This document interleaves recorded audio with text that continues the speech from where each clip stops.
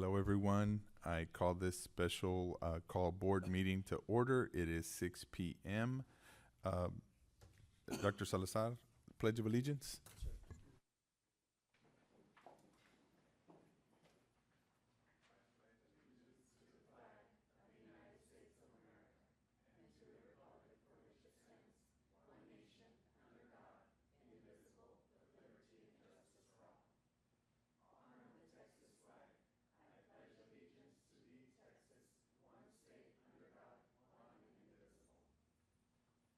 If everyone can remain standing for a moment of silence.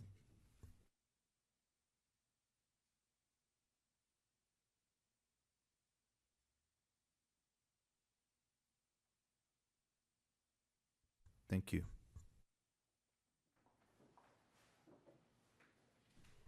Mr. Castillo, will you call the roll, please? Yes, sir. Mr. Ruben Trevino, Present.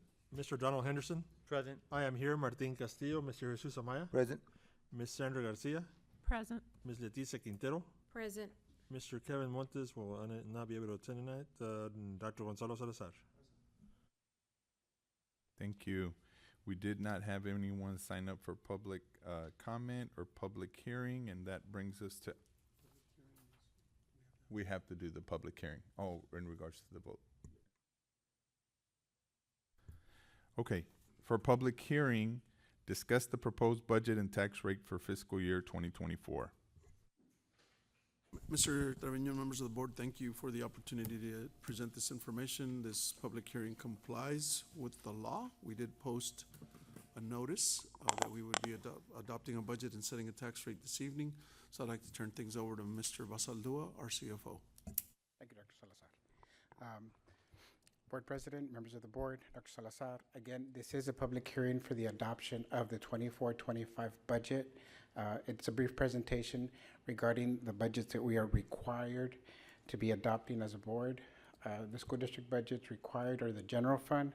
And again, this is a primary general fund that handles pretty much the day-to-day operations. The Child Nutrition Fund, which is used to account for the food service program. And again, this includes the cost pertaining to run the program. Our Transportation Fund, which is utilized for our transportation services, and our Debt Service Fund, which is utilized to receive our tax collections and any type of state aid for our outstanding debt. The budgeting factors taken into consideration for the 24-25 budget are the certified tax rolls, which we are now at 3.6 billion. Where we were last year, you can see that there was overall an increase of 398,000, which was a 12% increase. So year after year, we have seen an increase within our certified tax roll, which ultimately impacts the delinquent taxes or the tax collections for the district.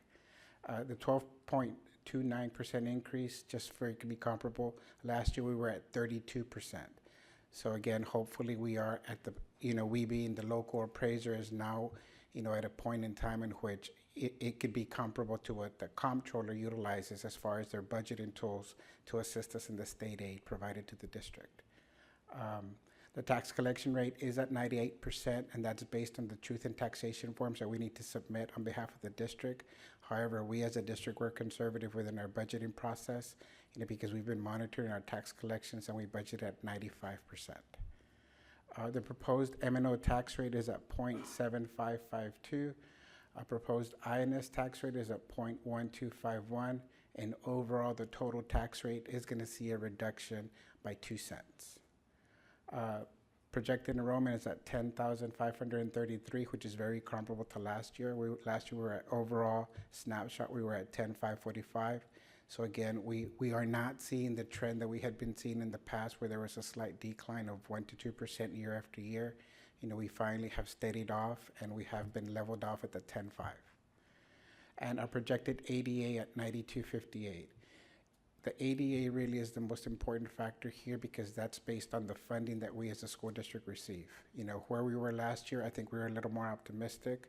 We were at 9,400, because we did anticipate to receive a little bit more in regards to our kiddos coming to school. So we were a little bit more conservative with this year's budget at 9258. Total tax rate overall. The reason this graph is important to me is because ultimately the 2019 is the year where we as a district implemented House Bill 3. So we were at $1.18 per tax rate. Where we are now in tax year 2024, we will be at 0.88 cents. So in essence, since the implementation of House Bill 3, which is again one of those areas where they changed the funding formula, TEA made some modifications to where now we end up seeing an overall change in our compressed tax rate, where there was due to compression or where was due because we have less outstanding debt. But our tax rate has reduced overall by 31 cents approximately. Tax rate comparison, just so that you could see where it is that the reduction has been year after year. I did box off in 23, 24. Again, it says 23 because it's tax year 23, tax year 24.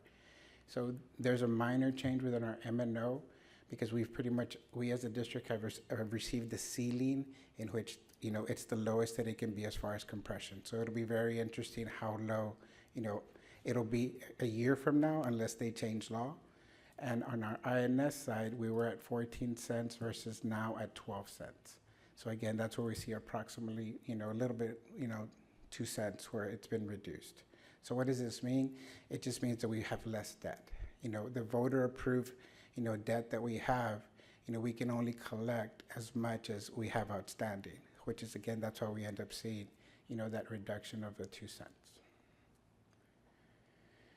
Our general fund revenues are very comparable to last year.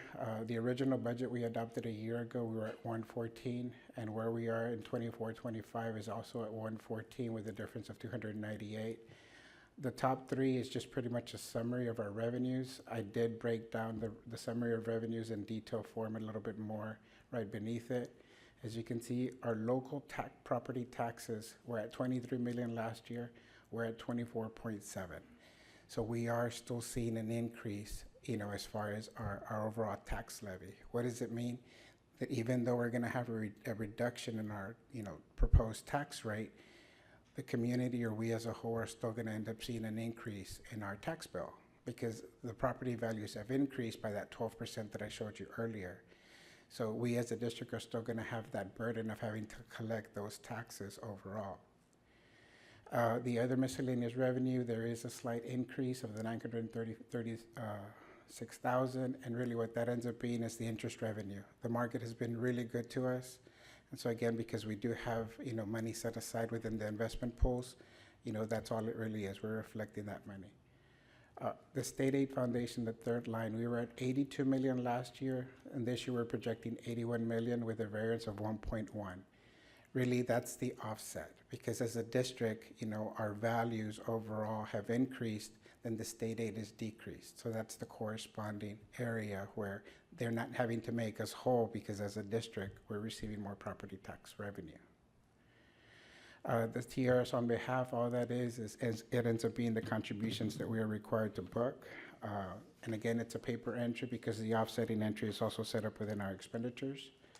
And federal indirect cost. The indirect cost is again one of those areas that we've always been conservative, and we have to continue to be conservative because we're not going to have the ESSER money moving forward. This year in our actual revenue, we would see a little bit more, close to $1 million, but it ends up being because we had the ESSER 2, which was closing out, and now we have the ESSER 3 closing out. So we're going to have to continue to be conservative because that revenue is not going to be there. The federal SHARS money, last year we did anticipate because we were undergoing an audit to hopefully receive some SHARS revenue. Those audits are still on hold. They continue to request information from us. So that's why that remained very conservative. We didn't anticipate for that money to come in. And the other revenues, again, very comparable. It's impact aid and other minor areas. Budgeting factors taken into consideration, really, we wanted to ensure that we had the proposed pay increase of 3% from the midpoint. There was a designated auxiliary job class which received a 5% from the midpoint. And again, that included our bus drivers, our monitors, our maintenance workers, custodians, police and security guards, and our child nutrition workers. And then the other area that we wanted to make sure we included this year was the additional cafeteria improvements in our campuses. The general fund expenditures, that very first column, I know it's a small number, but at the very bottom, our total expenditures of 114 million versus total expenditures of the 24-25 of 115. with a variance of 1.6 million, which is a 1% increase. You know, that really ends up being what I had discussed earlier, which was the salary increase. So because of our proposed raise, that really ended up making the bulk of that change. Our child nutrition service, the very first top, you know, again, you do see the revenues, the first column being the 23-24 budget, second column being the, the adopted budget for the 25 school year. The revenues are very comparable, 8.9 versus 8.7. And it's the expenditures to where we are being a little bit more generous in regards to go ahead and putting additional funds in there for the purpose of ensuring that we can continue to do cafeteria improvements. The TDA monitors how much fund balance or how much cash on hand we have as far as number of days in excess. And so because they monitor that, we as a district have to have a plan in place. That plan has already been approved by TDA. You know, we already submitted the necessary documentation. So in essence, we're ensuring that we have the funds in place so we can execute that plan. You know, things that are included in the plan are cafeteria improvements, additional vehicles or additional serving lands or equipment and things of that nature. And it encompasses district-wide at all our campuses. Our transportation fund, again, it ends up being very comparable to last year. The biggest increase really there ends up being any type of change within our salary. But FTE-wise and everything else, it's very comparable from last year in regards to our revenues, which does anticipate a small decline in our expenditures. Again, just a small decline in any areas that we kind of saw a reduction in. And within the, even though it's not seen as a line item, under total revenues of $2 million, there is a $3.3 million transfer that is made from the general fund over to the transportation fund in order to be able to sustain the program. Because that second line item under state funding, you know, the 1.4 million, you know, that's where that additional state aid just isn't provided by the state. So in essence, they don't give us enough funds in order to, you know, be able to run the program the way we need to. So we as a district have to make sure we contribute what is needed in order to run the program. And our debt service fund, again, as mentioned earlier, you know, we are going to receive additional tax collections and the state aid, you know, again, that's one of those areas to where additional funding will come in of the, you know, 185,000 in comparison to last year's 205. We do have a healthy fund balance. Overall, our debt is, you know, reducing ever so slightly, but it's one of those areas to where, you know, we do have less debt, which is why we have to collect, you know, about $0.015 less than last year. This concludes my presentation, and I'm available for any questions you may have. Any questions from the board? And because this is a public hearing, any questions, I'm going to open it up to the audience as well, if there's any questions from the audience. No, sir, Mr. Balsaldua, no questions. Thank you for your presentation. Okay, that brings us to action items. We have 13 action items on tonight's agenda. Action item number 1, discuss and take action to approve an order and notice for the November 5th, 2024 school trustee election. Do I have a motion? Mr. Castillo. Motion to approve, sir. Thank you. Do I have a second? Mr. Henderson. Is there any discussion? There being no discussion, all those in favor of approving an order and notice for the November 5th, 2024 school trustee election, please raise your hand. Action item passes unanimously. Well, for those that are here, we've got 1, 2, 3, 4, 5, 6. 6-0. Number 2, discuss and take action to approve certification of unopposed candidates for the November 5th, 2024 school trustee election. Do I have a motion? Mr. Amaya. Mr. Chairman, I move that we approve certification of unopposed candidates for the November 5th, 2024 school trustee election. Thank you. Do I have a second? Ms. Quintero. Is there any discussion? There being no discussion, all those in favor of approving certification of unopposed candidates for the November 5th, 2024 school trustee election, please raise your hand.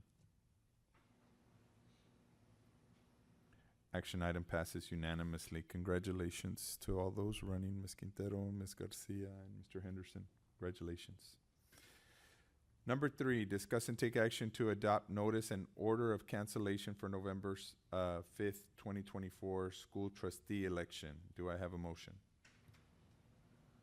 Ms. Garcia. Yes, Mr. Chair, I move to approve the notice and order of cancellation for the November 5th, 2024 school trustee election. Thank you. Do I have a second? I'll second. Mr. Castillo. Any discussion? There being no discussion, all those in favor of adopting a notice and order of cancellation for the November 5th, 2024 school trustee election, please raise your hand. Action item passes 6-0. Number 4, discuss and take action to approve budget amendment number 12 for fiscal year 2023-2024. Do I have a motion? Ms. Garcia. Yes, I move to approve budget amendment number 12. Thank you. Do I have a second? Mr. Amaya. Any discussion? There being no discussion, all those in favor of approving budget amendment number 12 for fiscal year 2023-2024, please raise your hand. Action item passes 6-0. Number 5, discuss and take action to adopt a budget for fiscal year 2025. Do I have a motion? Ms. Quintero. Yes, I motion to adopt a budget for fiscal year 2025. Do I have a second? Mr. Castillo. Is there any discussion? There being no discussion, all those in favor of adopting a budget for fiscal year 2025, please raise your hand. Action item number 5 passes 6-0. Number 6, discuss and take action to approve a resolution, ordinance, and order adopting the proposed ad valorem tax rate of 0.7552 per $100 valuation for maintenance and operations and 0.125072 per $100 valuation for interest and sinking for a total tax rate of 0.880272 in the Los Fresnos Consolidated Independent School District for the tax year 2024. Do I have a motion? Mr. Amaya. Mr. Chairman, not the motion. I'm a bit confused. What we read here and what is the required motion, is that two different things? Or should whoever makes this motion use the required motion, or is it two separate items? It's a require. The language that we have in our book is what's required on this particular item. Yes, sir. Mr. Chairman, may I Yes. move? Mr. Amaya. I move that the property tax rate be increased by the adoption of a tax rate of 0.880272, which is effectively a 10.14% increase in the tax rate. Thank you. Do I have a second? Mr. Henderson, any discussion? Mr. Amaya. Once again, Mr. Chairman, you've heard me and all of us feel the same way. Yes. Because when we say that, that's what we're required to say. We are reducing, someone that's here for the first time says, wait a minute, we were just told in very specific ways that we are reducing the tax rate. And now the motion was made to increase the tax rate. We are reducing the tax rate. This is what we are required to say. It may be, may be an increase in revenue, but the tax rates are going down simply because of the property values that is completely out of our control. Sorry, I know we get tired of, if there's somebody new, I think they need to know that. I always appreciate you making that comment, sir, and we all feel the same way. Thank you. So we had a first, and we've had a second. And there's no discussion? Is there any discussion? Any further? All right. All those in favor of approving a resolution, ordinance, or order adopting the proposed ad valorem tax rate of 0.7552 per $100 valuation for maintenance and operations and 0.125072 per $100 valuation for interest and sinking for a total tax rate of 0.880272 in the Los Fresnos Consolidated Independent School District, tax year 2024. Please raise your hand. Action item passes 6-0. Number 7, discuss and take action to renew agreements or contracts for casualty insurance with various insurance carriers, HUB International Agent. Do I have a motion? Ms. Garcia? Yes, sir, I move that we renew our agreement and contract for the casualty insurance with various insurance carriers and our Hub International agent. Thank you. Do I have a second? Ms. Quintero? Is there any discussion? Mr. Henderson? Thank you, Mr. President. Just a clarification, on page 52, it states, just a summary, so we're expecting this year a 29% increase, mainly that's in the automobile, so that's basically on page 53, that's where we've had accidents we've had to take care of. So is this also going to flow down in our budget for our buildings and windstorm? Are we seeing that same year-over-year increase? Yeah, during our policy committee, we'll show you a report on what has happened in property insurance over the past 4 years, I believe. But we are also seeing increases there. The reasons are different, obviously. But yeah, everything that we experience in our household budgets, we're also experiencing in the district. Yes, sir. Thank you. Any I other, wanna Ms. clarify one Garcia? thing. So he mentioned because of, our rate went up because of accidents, but it didn't. They just went up. Right. It's twofold, right? Twofold, yes. Insurance rates are going up, but we did have an increase in auto accidents. When you are, then there's a shortage of drivers and of bus drivers, and we're hiring as many as we can process. Then there's the quality of the profile of bus driver changes, and there's a price to be paid for that. So we have had accidents that in previous years would have been avoided. So we're going to step up our training and make sure that those drivers that we do have on have the right training so we can reduce automobile accidents, but it is twofold. So thank you. Any other questions? There being no other questions, all those in favor of renewing agreements or contract for casualty insurance with various insurance carriers, HUB International Agent, please raise your hand. Action item passes 6-0. Number 8, discuss and take action to approve a resolution designating authorized representative for Texpool Investments. Do I have a motion? Mr. Amaya? Yes, Mr. President, I move that, to approve the agreement contract to approve a resolution designating authorized representatives for Texpool Investment. Thank you. Do I have a second? Mr. Henderson? Is there any discussion?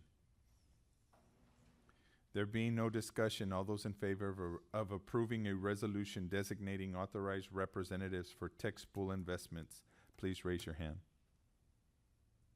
Action item passes 6-0. Number 9, discuss and take action to approve the agreements or contracts for the retrofit spray foam installation for the agricultural and vocational complex to Synergy Development and Construction. Do I have a motion? Ms. Garcia? Yes, sir, I move to approve the contract for the retrofit spray foam insulation to Synergy Development and Construction. Thank you. Do I have a second? Ms. Quintero? Any discussion? There being no discussion, all those in favor of approving the agreement or contract for retrofit spray foam insulation for the agricultural and vocational complex to Synergy Development and Construction, please raise your hand. Action item passes 6-0. Number 10, discuss and take action to approve provider for professional services for the 2024-2025 school year. Do I have a motion? Mr. Amaya? Yes, Mr. President, I'm aware now, Mr. President. I move that we approve, oh, that was number 9. I move that we approve provider for professional services for the 2024-2025 school year, A, medical consultants and providers. Thank you. Do I have a second? Ms. Garcia, any discussion? There being no discussion, all those in favor of approving provider for professional services for the 2024-2025 school year, please raise your hand. Action item passes unanimously, or 6-0. And this was for medical consultants and providers. Number 11, discuss and take action to approve agreements or contracts with independent contractors for professional learning services. Do I have a motion?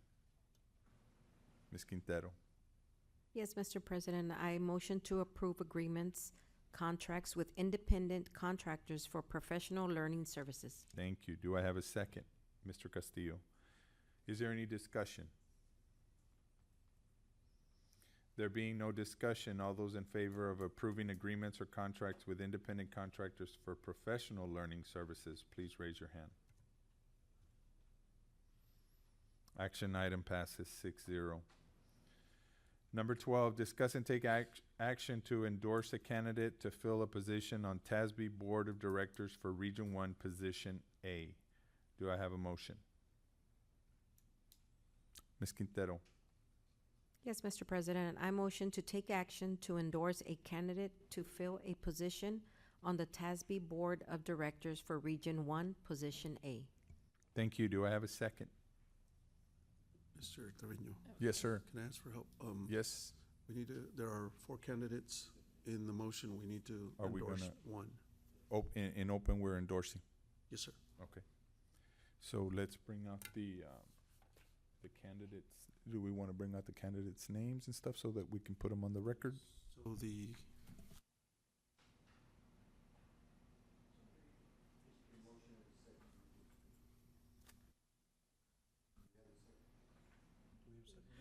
What, we, a second, so she We still need a has a chance to specific amend the second. motion. Okay. Mrs. Garcia was gonna read the names of the 4. my place, so Hope you find it. Page, we have Allison Busey Savage from Lyford CISD. We have Yolanda Castillo from Far San Juan Alamo ISD. Debbie Crane Aliceda from McAllen ISD. Is that right? And I thought there was a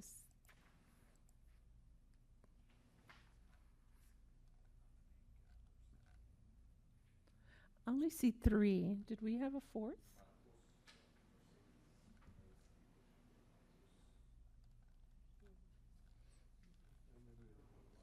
I didn't see the bio for him.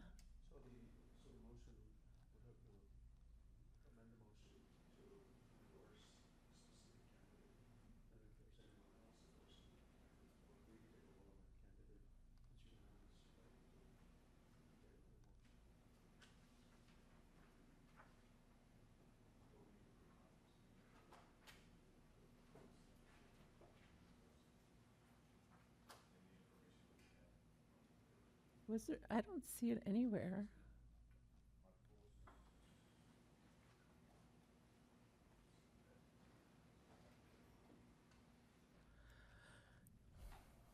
So we should have 4.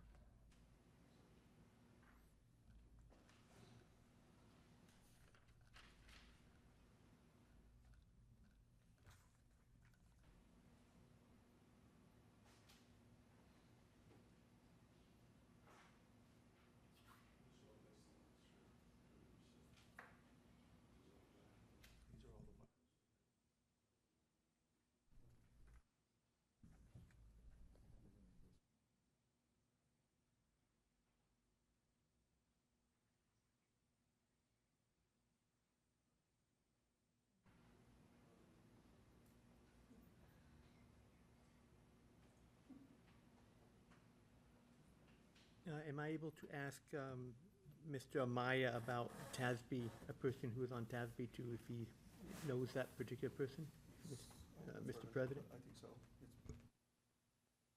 So the name of the individual is Marcos J. Garcia IV. School district is Mercedes ISD. So those are the four individuals. And so now we're going to, We simply amend the motion. Okay. You've read, Ms. Quintero made a motion based on the language we have on the agenda. So you'd have to amend the motion to endorse. Ms. Quintero or Ms. Garcia? Ms. Quintero made the motion unless she wants to retract her motion and someone else can make a motion. Okay. Can you amend your motion, Ms. Quintero?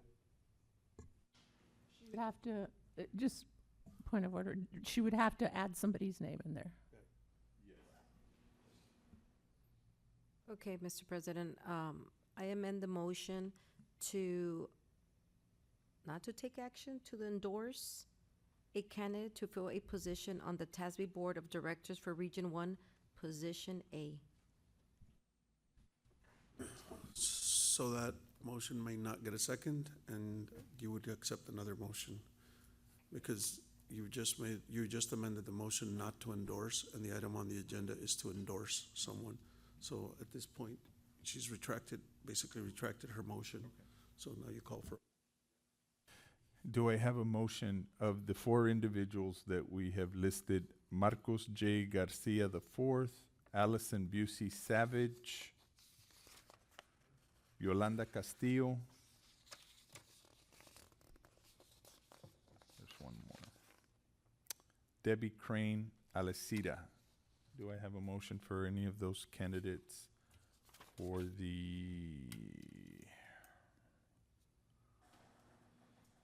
to fill the position on the TASB Board of Directors for Region 1, Position A? Any motions? Anybody? So if there's no, Well, I'll move, Ms. Garcia, and nobody has to agree with me, but I'll move to endorse Allison Savage as to fill the TASB Board of Directors, Region 1, Position A. I don't know if anybody else knows her. do we have a second? Okay, Mr. Henderson, second. All those in favor of any discussion? Mr. Henderson? Yes, Mr. President, I don't know if you could share with us, I believe she is, I caught my attention also, Ms. Garcia mentioned that she is a member of TASB Leadership Class of 2024, TASB Outstanding Board of the Year. Could you share, Mr. Meyer, were you familiar with her work there? Mr. President? Yes, that is fine. If you can share with us, Mr. Amaya. Yeah, I'll try it. And, well, she's the only one that I need to share about because she's the one that's under the motion. She works close by. She is at the meetings that I've been with her, she is outspoken and speaks well. She's got the experience. I think that she would represent Region 1 well.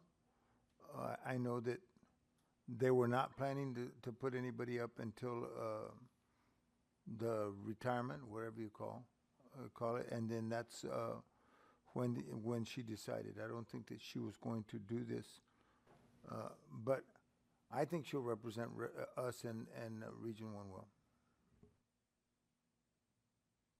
Thank you. So now, okay. All right, we've got a motion and a second, and we've had discussion. All those in favor of endorsing Allison Busey Savage to fill the position on the TASB Board of Directors for Region 1, Position A, please raise your hand.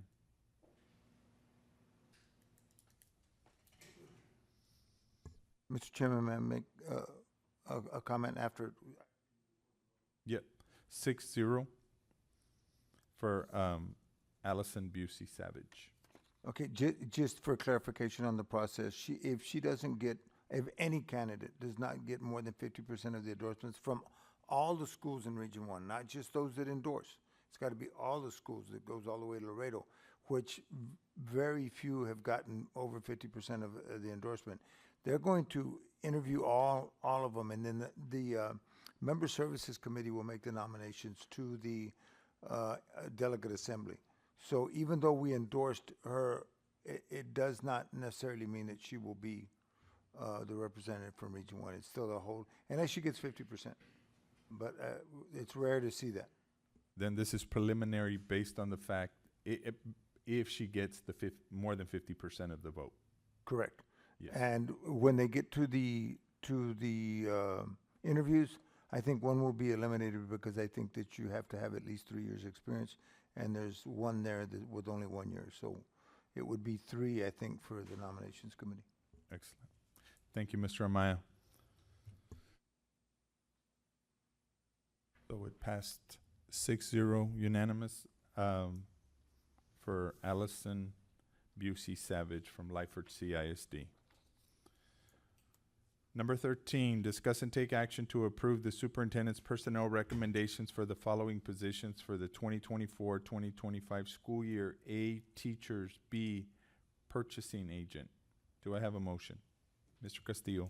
Motion to approve superintendent's personnel recommendations for the following positions for the 2024-2025 school year. A, teachers. B, purchasing agent. Thank you. Do I have a second?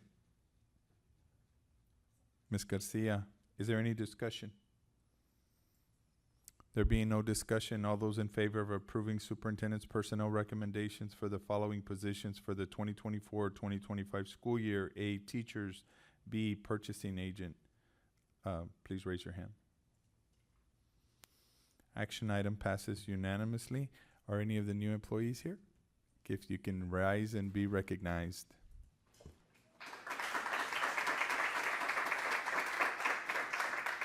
Thanks for joining our team and the Falcon family, ma'am. Thank you. That brings us to closed session, which we don't need to do, brings us back into open session for announcements. Dr. Salazar. Mr. Trevino, normal operations will be off for Labor Day for the first time in as long as I can remember. Back to school nights, Tuesday, September the 3rd, Wednesday, September 4th, and Thursday, September 5th for middle school, high school, and elementary schools respectively. Monday, September the 9th, regular school board meeting at 6 p.m. at the training center. And then Laureles Elementary back to school night will be on the 9th. That will be their first day back on their home campus. And you said September 9th where? Here? Here, yes, sir. Alrighty. That brings us to adjournment. It is 6:41 and I adjourn this special called meeting.